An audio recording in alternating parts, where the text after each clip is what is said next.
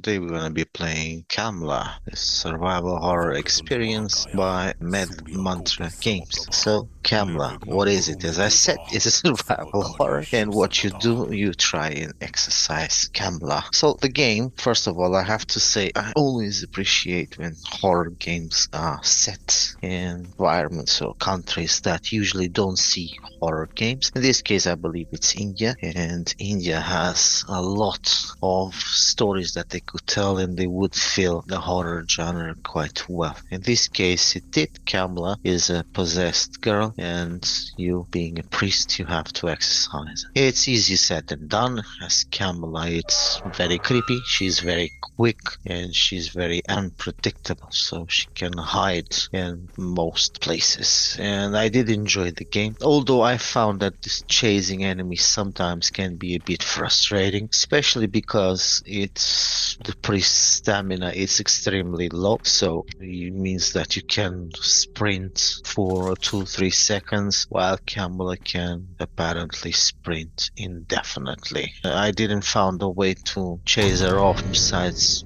hiding under the bed, which it might work, which might not work, and this makes the game far more frustrating at times than it should. Although it is a very cheap experience, not in the way it looks, but price-wise. At the moment it costs £6.69. It's a very cheap experience. If you like horror, I advise you to try it, and as I said, I advise you to try it because it also supports developers that are not specifically from America or countries that are famous for developing horror games to also make horror games, because we need more. If not only horror, we need more games set in other countries. I keep saying it in my videos. I have this channel for a year and a half, something like that too, and I keep saying in my videos that we do need horror that is set in other countries, or an open world game that is set in another country, and I'm all for it. So, as I said, I do recommend you to try it. I'll leave the link to the game in the description. If you're not subscribed to my channel now, it's a good time, and with luck, I'll see you next time.